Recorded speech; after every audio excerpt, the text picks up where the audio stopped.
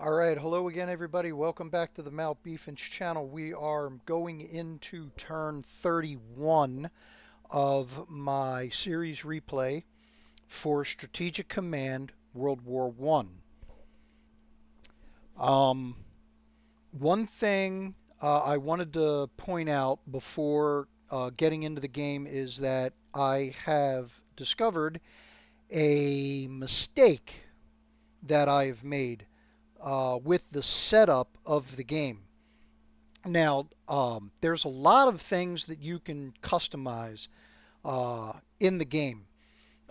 Early on, I mentioned about how the computer, when it's playing the Entente, it has the option of invading Belgium if the Germans, if the German player, does not do so.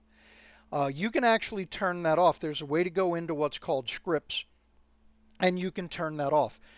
That's just one example of the ways that you can customize the gameplay. One of the other items that you can adjust is what's called soft build limits. When this option is turned off, then you have an upper limit to the number of units that you can build. Let me show you on purchases here. So this number here is the number of this particular unit that, in this case, the Germans are able to have. Okay, and once you hit that limit, you're not able to build anymore. Okay, if soft build limits is turned on, you can go past that limit. And the way to compensate for that is every unit above and beyond the normal maximum is going to wind up costing you more production points. Okay, so like I've got three fighter squadrons here. Let's say that three is the maximum number that Germany's able to have in this example. And so if I built a fourth one, that fourth one would cost more than one of the original three. If I built a fifth one, that fifth one would cost even more than the fourth one did. And that's how soft build limits work. Well, I forgot to turn soft build limits off when I started the game. So that means that both I and the computer are able to go above the hard limits. The reason this is bad for me is because the computer, when it plays the Entente, okay, the specifically the UK and the French, it likes to build a lot of artillery on the Western Front. And now, as I'm sure you've probably figured out, with soft build limits turned on, the computer is able to create a preponderance of artillery. Normally, I can anticipate anywhere from 5 to 7 artillery pieces on the Western Front. Now, there's no telling how many are back here. And with my limited defense of the Western Front, that could wind up resulting in some really difficult times ahead, depending on the preparedness of the Western Entente forces at this point. So I just wanted to point that out for anybody that may have been concerned about that, might be thinking about that. Um, the last couple of turns have been over a half an hour. One of them was almost an hour long. I said I would stop. I would not do that. I want to keep them around 30 minutes. So I'm going to try and do that. But this one, I wanted to point out that problem with the soft build limits just in case. Anybody who is familiar with the game, if you were wondering, did I have that on or not? There we go. I meant to have it off but I forgot about it. So here we've been playing with it on the entire time, and I'm just now noticing it. Okay, so enough of that. Let's go ahead and jump into the turn and see what it brings us. So let's go ahead and advance the turn. I'm really thinking that we're looking at the last turn of Russia being in the game. Loss of Odessa reduces Russian national morale. I mean, maybe another turn or two. Central Powers have liberated Belgium. Uh, I mean, if they want to spin it as a liberation, they can go right ahead. But all we did was take Liege back. There's the alert about the close blockade. Germany develops aerial warfare level 1. That improves our air combat. German gas and shell production development up to 37% for that level. Germany develops spying and intelligence level 1. Austria-Hungary develops infantry weapons level 2. They're the first ones in the Central Powers to do so. I don't know if any of the Entente have reached level 2 yet. Here is our ledger for next turn.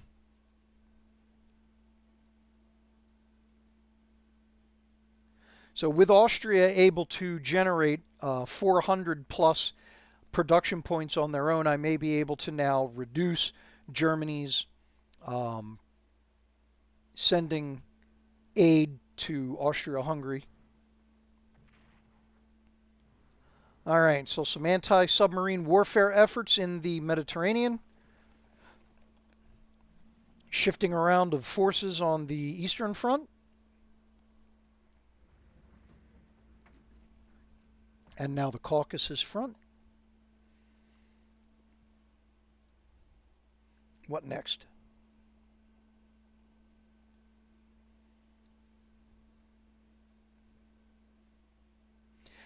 Yeah, I really don't expect the Russians to last maybe 2 turns at the most.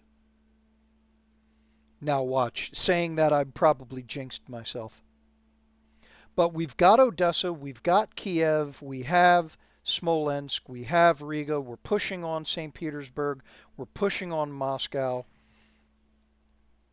I don't see any significant resistance anywhere on the Eastern Front.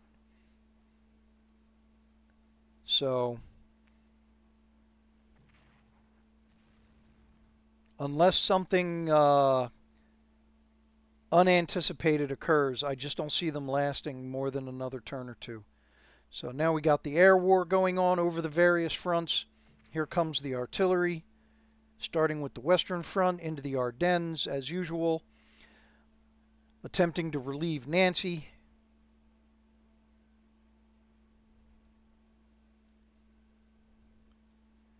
So now that's 4 artillery pieces that we've seen on the Western Front, 3 French, 1 British. Can we hold the Hex? Looks like it. I don't think we're going to hold Liege. Nope. So Liege falls again. And that British Infantry Corps suffers for lack of spotting. My Libyan rebel unit hanging on there by the skin of their teeth.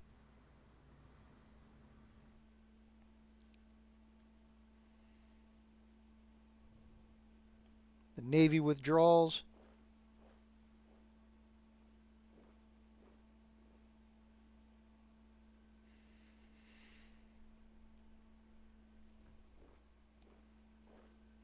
All right, so we didn't see any action down on the Serbian front, but they did shift a couple of units around.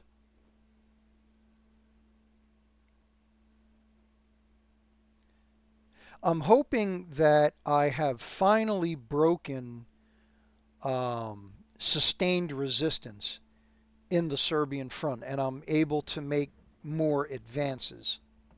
Well, quicker advances, let's put it that way.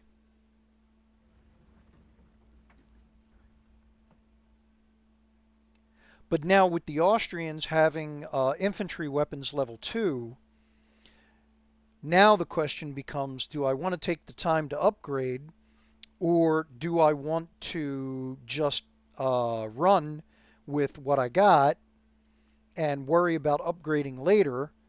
Or do I want to do a combination of those two options? So I guess it's going to matter on what opportunities are available. So yeah, Belgium surrenders again because all of their cities are occupied. Miners in South Wales strike for better conditions. I can totally agree with that. Central Power Raiders disrupt Norway UK convoys. And again, the alert about the close blockade. There could just be a single ship sitting in all of them blockade hexes. There's just one ship across the entire blockade, and I'll still get that alert. 11th Corps destroyed. We got to reconstitute them. And there's our activity summary. All right. Intelligence spots Colonial Corps at Toul. Also artillery at Ardahan. Infantry Corps near Moscow. I have a feeling there's going to be a lot more than one infantry corps there at Moscow. Artillery there in Estonia. What is that? Destroyer spotted in the Baltic. Heavy bombers. Good Lord, look at all these intelligence reports.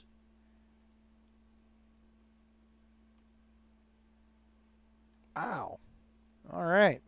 Okay, so that pretty much does it for the intro to the turn. All the intelligence subs. Obviously, I don't have any reinforcements to deploy. Okay, so first thing, let me go ahead and get those. Okay, so I got two. I got 13th Wartenberg to reconstitute, and I have 11th Infantry. Excuse me. All right, so that takes care of that for now. All right, so let's go ahead and start down here in Africa first.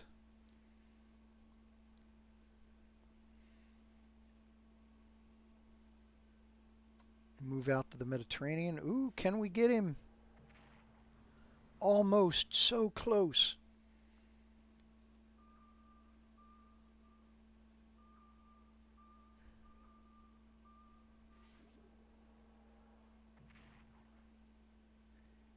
All right. That is one Italian light cruiser, the Quarto.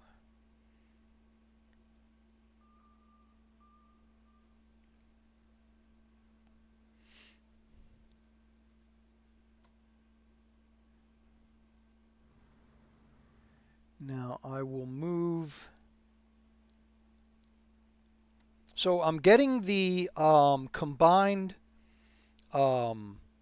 Austro-Ottoman Navy ready to surge back out. I'm going to try and have them come down here to Cape Matapan, in between Crete and Greece, and interdict here.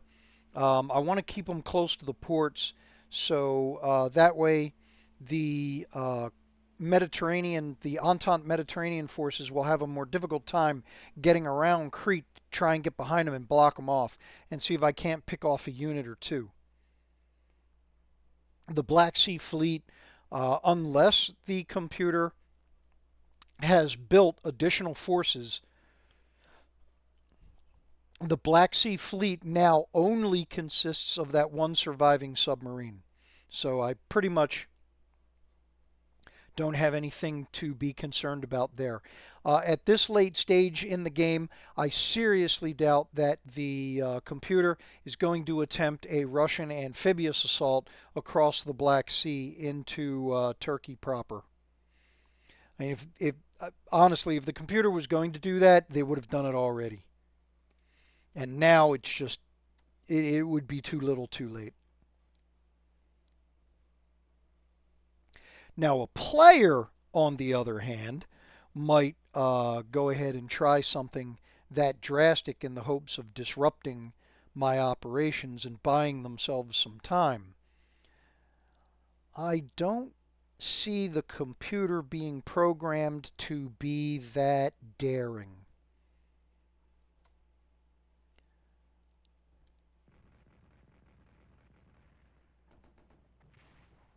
So I'm going to go ahead and I'm going to risk this attack.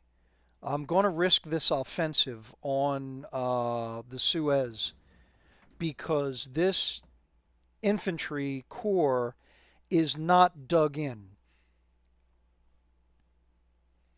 So I'm going to take a chance and see if I can't do a lot of damage to this unit. They've got artillery support backing them up. So I am taking losses. But if I can put pressure on British forces down here in Egypt, I may be able to push across the Suez and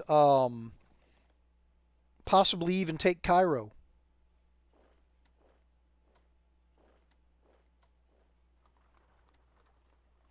I mean, the British forces down in Egypt are limited.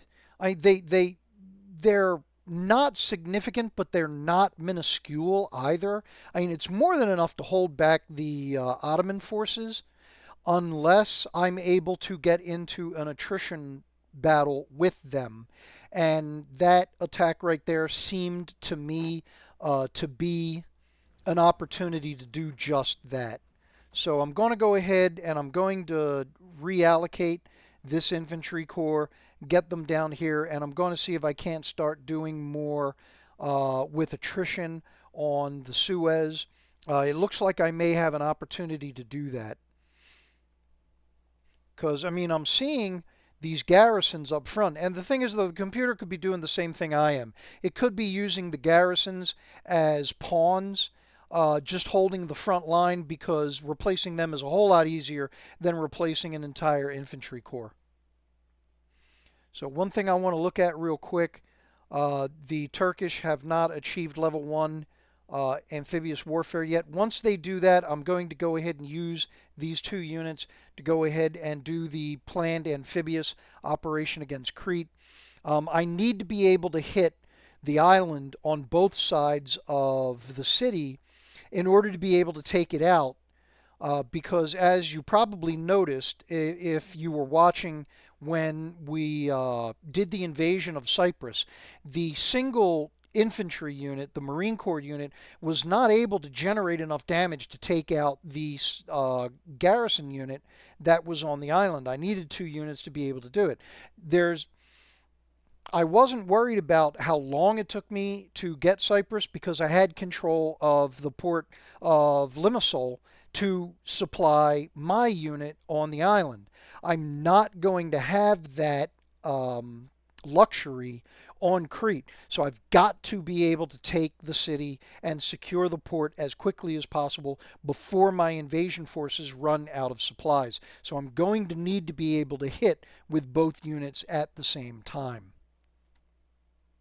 So that's the reason for the hold up there. Relocate the Ottoman Zeppelins so that I can scout Crete and continue to interdict roads. And now I can also scout Athens and Mudros and see what we got going on there. There's always the possibility that the Marines that were here on Lemnos have been relocated. Probably not, but there's always that chance. I can dream.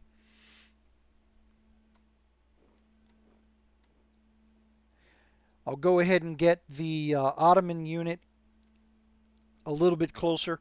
I usually like to leave this hex empty, leave these 2 units here, because when the computer does the Gallipoli invasion, it usually lands on this hex, and that way I've got 2 units ready to just ambush him when they land. But now I'm expecting Bulgaria to enter the war within the next turn or 2, so I want to have him in position where he can go ahead and he can take Kavala as soon as that corridor opens up.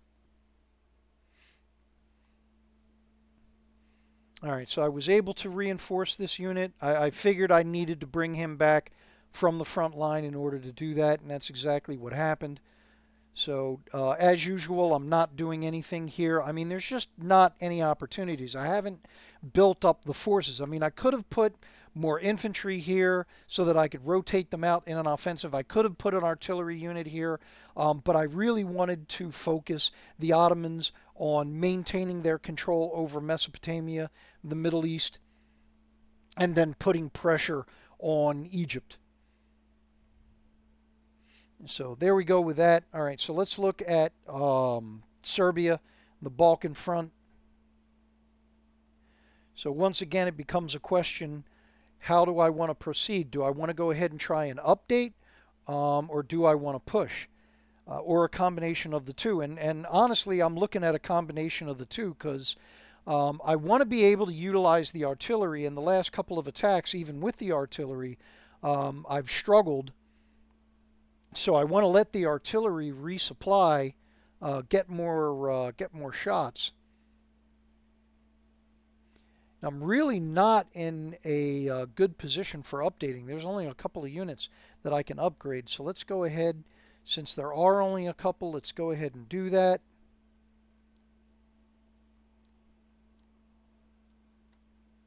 I know I should reinforce him, but I don't know when I'm going to get the chance to upgrade him again. And now with that garrison upgraded, I can swap him out in turn with these units in order to upgrade them. These guys are in contact with enemy forces, so there's nothing I can do.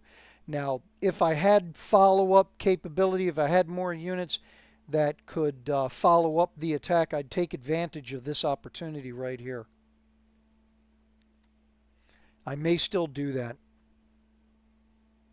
So what's his supply? 5. I'm debating whether or not to do that.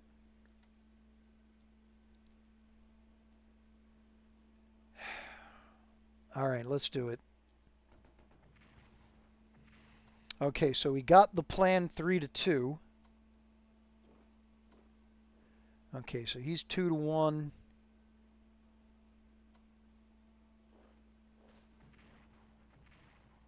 He only got 1 unit.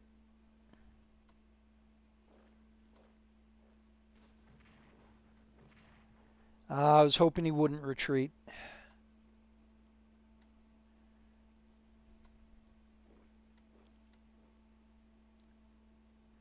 Let's spin the trenches around for him.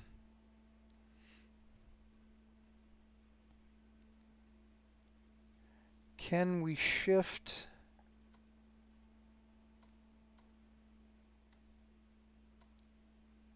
He can't make it. I can't put anybody in this hex. I don't want to move him because I don't want to leave the path to Sarajevo open. Now this guy's down to 5 supply, but that will still, even with zone of control, that could leave him enough movement to be able to get to Sarajevo. That would resupply him, and then I would have to fall back and peel him out of there. So better to take the chance that he may try and go on Vallevo, because the air unit sitting here will at least slow him down. All right, so Italian front. There's really not a lot that I want to do here, can do here.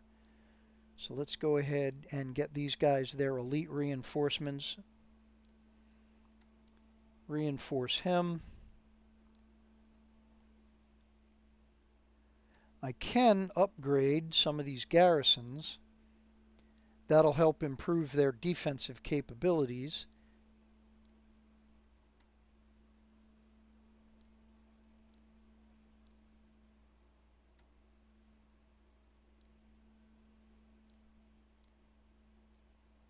I don't think, no, he doesn't have enough supply.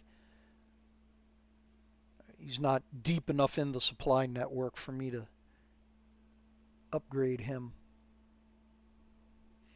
Alright, so now the ever important Western Front.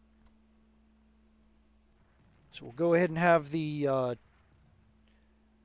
railroad artillery fire on Epinal. Hopefully that has done some economic damage. No combat opportunities there. Now, definitely need to reinforce that fighter squadron.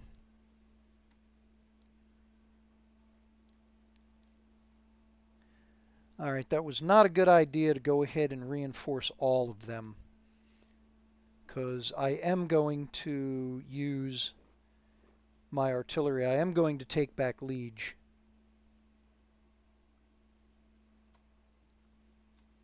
Now, let me go ahead and reinforce him. If I go ahead and I swap him with another unit like that strategic move, then he'll wind up using up all of his movement points and I won't be able to upgrade him. So now how's he looking? Morale is low. This is tough.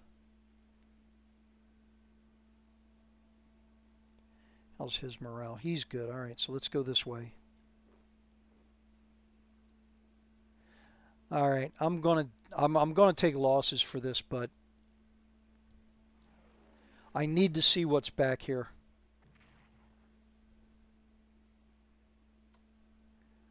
All right, and now this artillery has got a recon position they can fire into. There's even the possibility that he might be able to wipe out that infantry corps on his own. So he's done 2 points of damage. So yeah, he's reduced them by 50%. That's a huge start.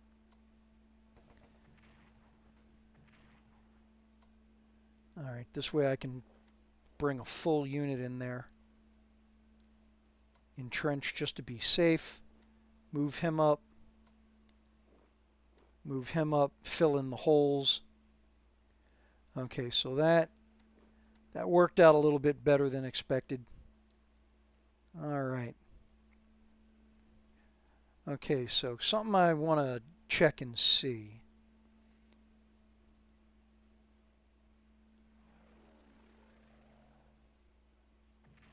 Now, besides a damaged Zeppelin unit, what that's going to do is right there. Now I get to see everything that's in these hexes right here. And as I had thought, there's a lot of enemy units. I mean, I'm sure if I do this... Oh, excellent. Damage evaded. Yep. So, yeah, so you got a massive army back here. So, if anybody was thinking, hey, what about an amphibious invasion on the Belgian coast? Yeah, this is what I would have to deal with. So, no, not happening.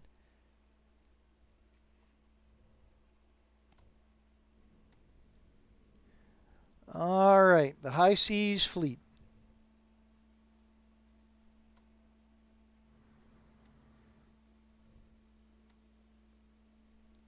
So I'm getting the fleet turned back around. Everybody's been repaired.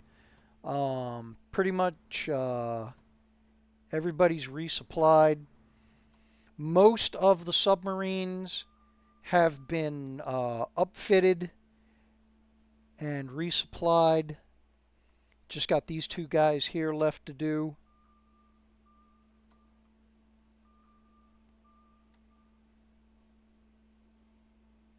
So now U-21 over here, this is a dice roll for me. I'm hoping that maybe I will catch the random Royal Navy vessel coming through here. And, you know, I mean, he probably won't sink them, but at least he can do some damage. Excuse me. And again. Now, the reason I'm bringing my submarines all the way over here to the Norwegian coast in order to bring them through the blockade is because I have encountered Entente minefields, naval mines along here, and I'm just making sure that I don't accidentally run into any of them, because I've run into plenty of mines already this game. Don't feel like continuing that trend. Now, there's always the possibility that the computer will extend the minefield. If they get their naval warfare research and development up, they'll be able to lay more mines.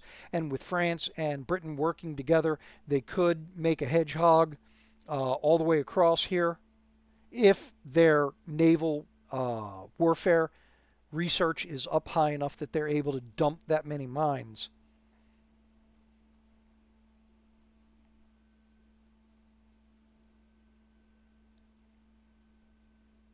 All right, so that takes care of the high seas fleet.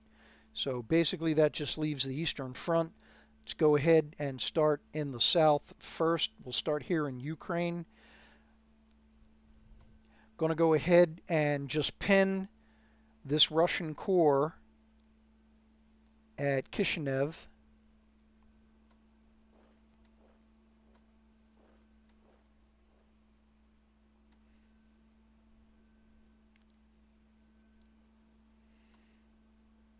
And we'll go ahead and uh-oh. Russian headquarters. All right, so this creates a conundrum for me.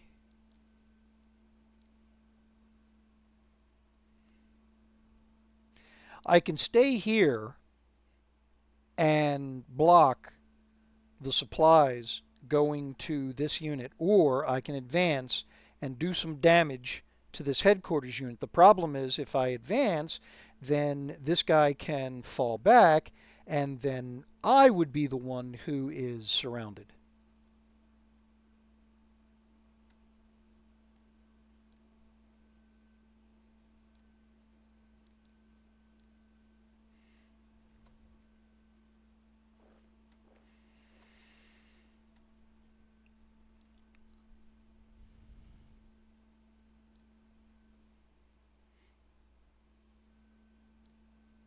Okay.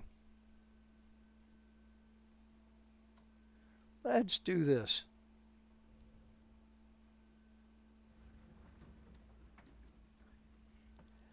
At this stage of the game, with as few units around here as it seems, I am just going to take a chance and use this headquarters unit as a blocker.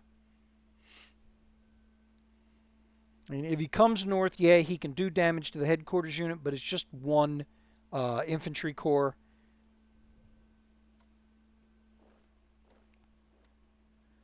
So we'll go ahead and block.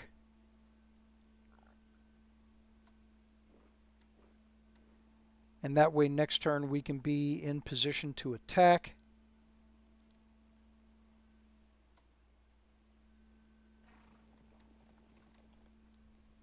That cuts off his supply.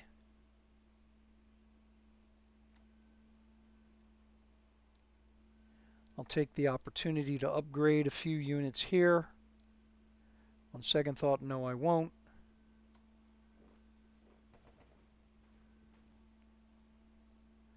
All right, get him out of the way. Which direction do I want to go?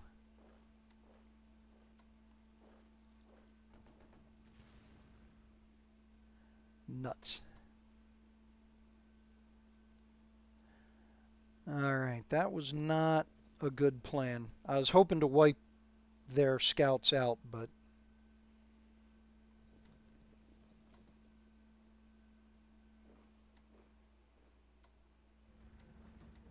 well, with that being the case, I might as well go ahead and upgrade him.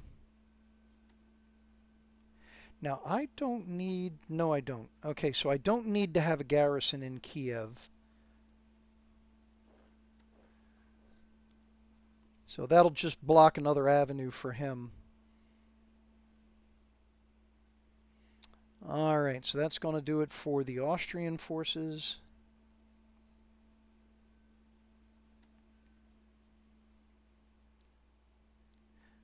Since I'm using these two units to pretty much counter this one, I can go ahead and I can get him his elite reinforcements.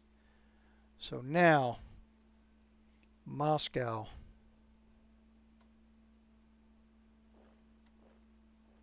All right.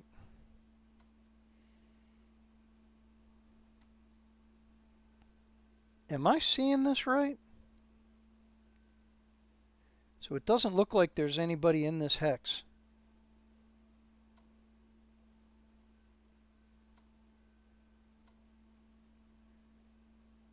Unfortunately, I can't get anybody to it.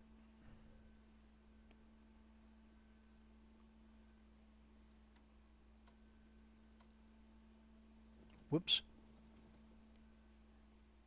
Only meant to go that far.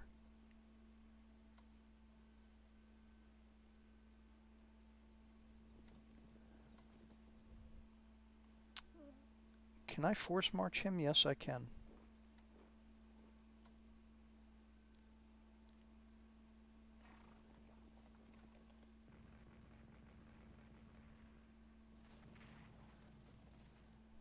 All right, we are on the gates of Moscow.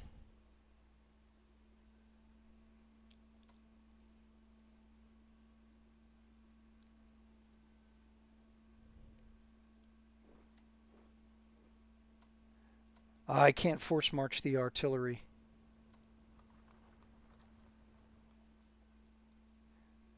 Let's get him into a... He may be able to flank.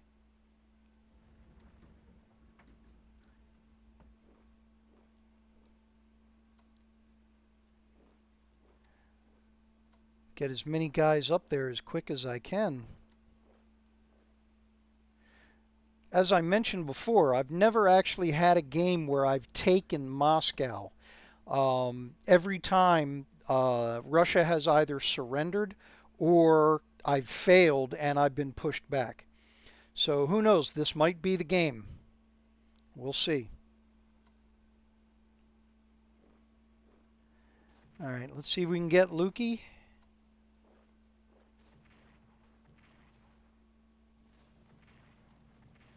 No, we weren't even able to push him out of there. Well, let me cut off his supplies at least.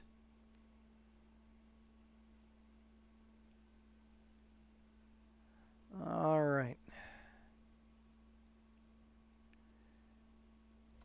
Scout him out. 2 to 4, 2 to 2, 1 to 3. 1 to 4. And no! Ah, denied.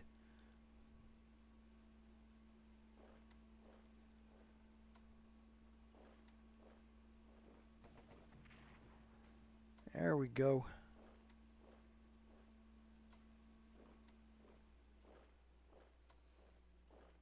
Oh.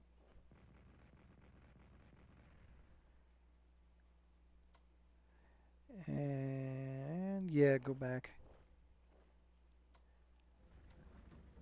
Can he get there? No, he can't. Besides, I need more help over here. Oh, he can get there, though. All right.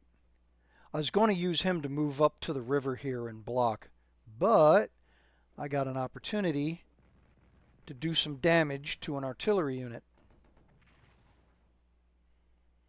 Didn't wipe him out, but we were close. All right, now what about this guy here? 1 to 5. 2 to, all right, so definitely 1 to 5.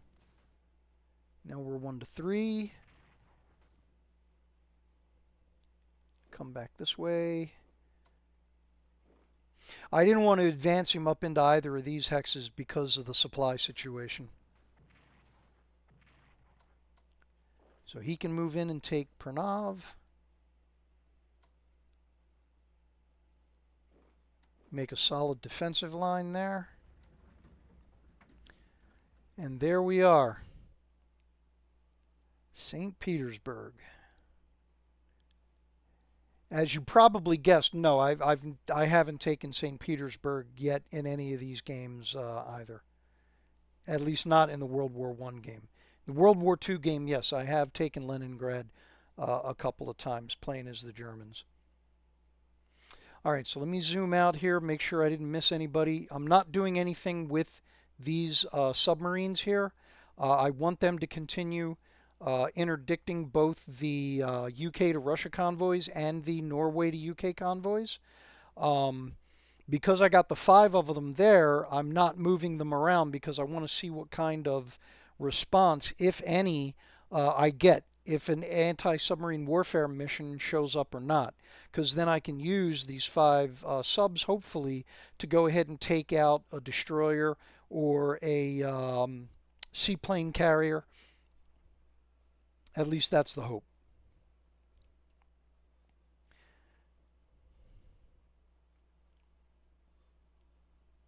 So it looks like, yeah, it looks like we've done everything else.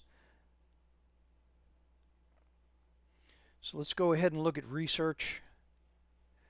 I don't have a lot of production points available for the Germans.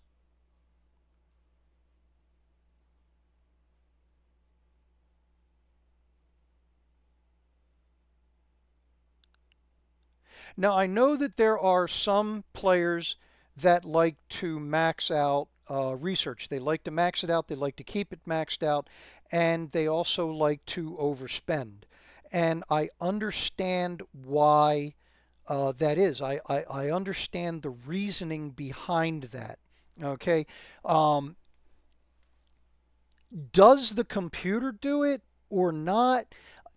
My experience has been that the answer to that question is both yes and no. There are certain technologies that the computer will go absolutely hog wild on, okay? And then there are other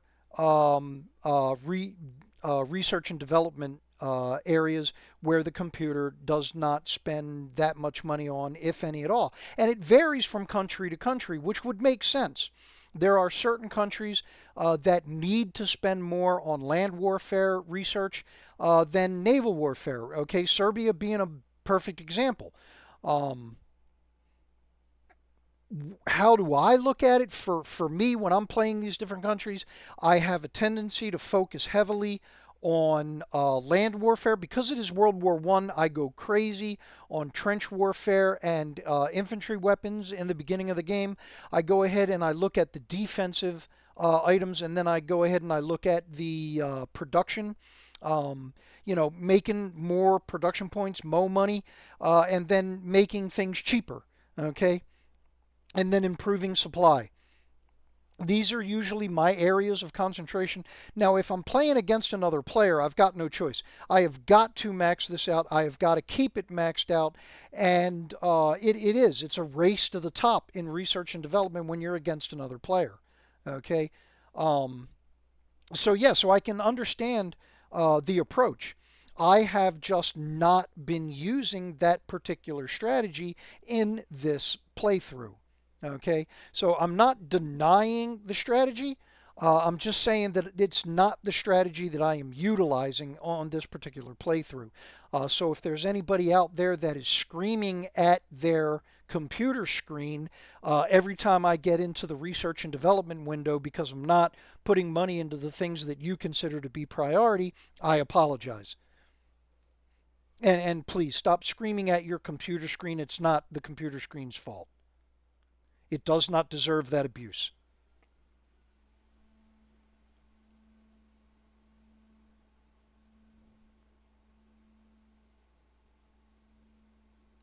All right, so where we want to do this, I mean, there's a lot of good choices. Pretty much every one of them is a good choice. I mean, there's really not a lot I could buy with 128 production points. So I might as well put it into R&D. All right. So gas and shell production is going to max out. Trench warfare is going to max out. So let me go ahead and put it in industrial technology. That way, the breakthrough will come faster and it'll just create more production points that I can go ahead and I'll have at a later turn. Now, Austria. Okay, we got to get started on ground attack weapons. And since I got it available, let's speed it up.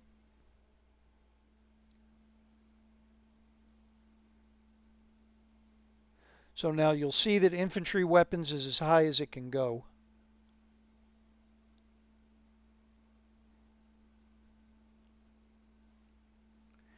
And their maximum research is 1200.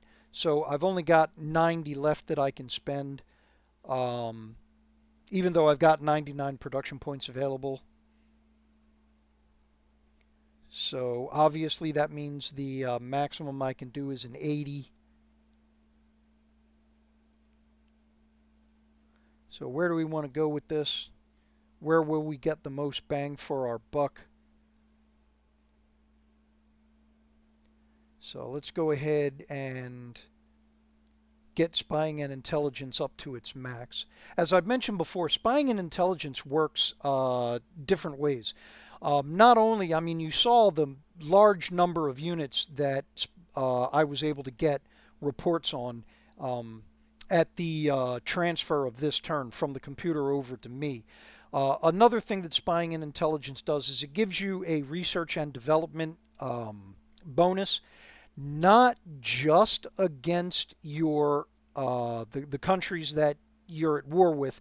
It also gives you a spying and intelligence bonus on your allies as well. If they're working on something, you're that nation with the spying and intelligence bonus, they are able to benefit from that research.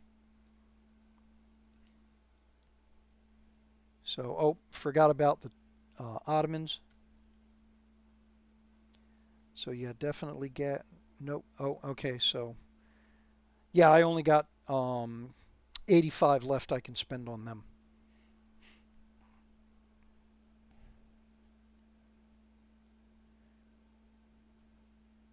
Now let's go ahead and get that started. They're going to make a breakthrough in logistics soon, and trench warfare. Oh, and command and control too. But yeah, once those breakthroughs hit, then I'll have the availability to get them caught up on fighter development and long-range aircraft. So with that being said, let's see if there's anything I can buy for the Ottomans. They got a submarine coming. So actually the spotter will probably do them better. I can deploy that down to Suez. And even though the British do have fighters down there, it still won't stop any recon mission that I do.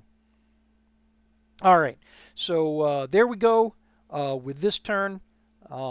Thanks again for watching. I appreciate all you folks that are going along and following through the series. If you have not already done so, please leave a like and subscribe. If you do subscribe, remember to hit the notification bell so that you know when I put out a new video.